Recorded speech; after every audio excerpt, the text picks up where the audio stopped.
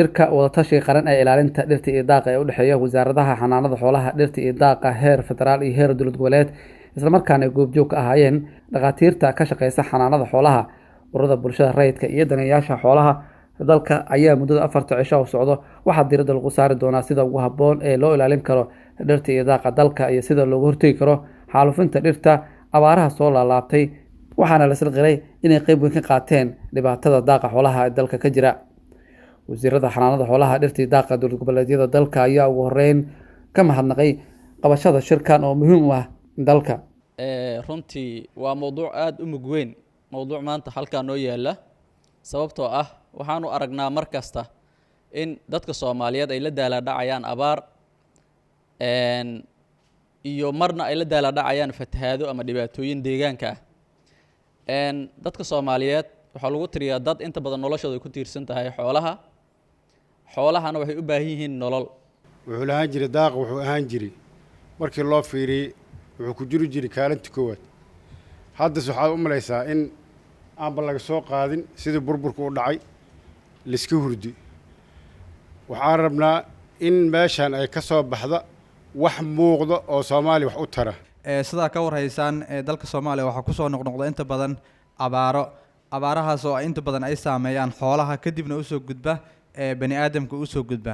sidaa darteed marka si looga hortago abaaraha soo noqnoqda waa in xal waara loo helaa arrimaha dhirta la jaraayo ha ahaato ama maareynta daaqa xoolaha loogu talagalay ha ahaato. maanta hadda waxay u tahay 2 sitimaan u muudaa hadda galmudug 2 walaalood beelood oo isdirayaan, waxaana lagu dirooyaa waa dhul daaqsin iyo daaq la'aan haddii meel loo fiiriyo. qaabkii hadda Soomaali ahaan yacni rangelandka ama dhulkan daaqsinta iyo yacni xoolaha si caadi ahaan ugu daaqno waa very unsustainable ama wax oo socon karin ama wax jiri karin haddii saan lagu wadana dhibaato ka badan noo keeni kara. mar haddii laga hadlayo daaq, inkastoo kolley gobolka state Puntland aan bilownay xirmaynta dhirta iyo daaqa, waayo xoolaheennu ma aha xoolo, ma dhihi karno xoolo dhaqantaynu nahay, waxaynu nahay xoolo raac. wasiirka xanaanada xoolaha, dhirta iyo daaqa ee xukuumadda federaalka Soomaaliya mudane Maxamed Aadan Macalin Maxamed Soomaali oo shirka furay ayaa sheegay in ka wasaarad ahaan ay ka go'an tahay inay xoogga saaraan ka shaqeynta shuruucda iyo siyaasadaha muhiimka u ah maareynta dhirta iyo daaqa dalka. wasaaradda xanaanada xoolaha, dhirta iyo daaqa waxaa ka go'an ayadoo garabsanaysa wasaaradaha xanaanada xoolaha, dhirta iyo daaqa ee dowlad goboleedyada inay xoogga saarto dhammaan shuruucda, siyaasadaha iyo istiraatiijiyada muhiimka u ah horumarinta dhirta iyo maareynta daaqa.